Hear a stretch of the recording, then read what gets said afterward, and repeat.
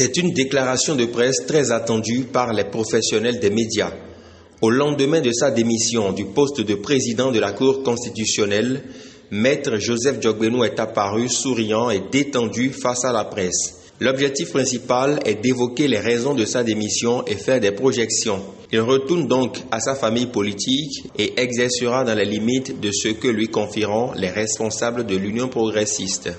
Alors que les objectifs majeurs au sein de la Cour constitutionnelle me paraissent être accomplis, réalisés, il est nécessaire de redevenir comme un simple ouvrier auprès du chantier politique. Qu'il est nécessaire de renouveler l'engagement politique, qu'il est nécessaire de retrouver sa famille politique. Et la mienne, c'est l'Union progressiste.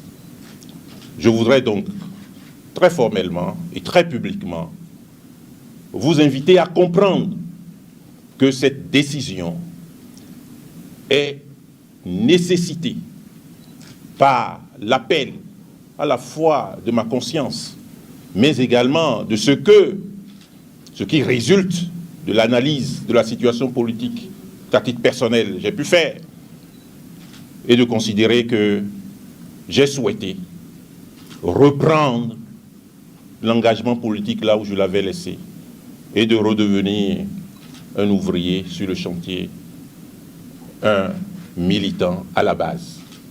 La nouvelle de sa démission est diversement appréciée par les acteurs de tous ordres et pour ceux qui le voient déjà candidat dans un futur proche, le conférencier du jour répond avec une allégorie propre à lui. Je suis candidat à tout ce que le parti me demandera de faire. Sur l'obligation de réserve, elle est attachée à la Cour constitutionnelle. Vous comprenez que je suis suffisamment averti pour ne rien révéler, pour ne rien dire qui soit dans le périmètre de la Cour constitutionnelle.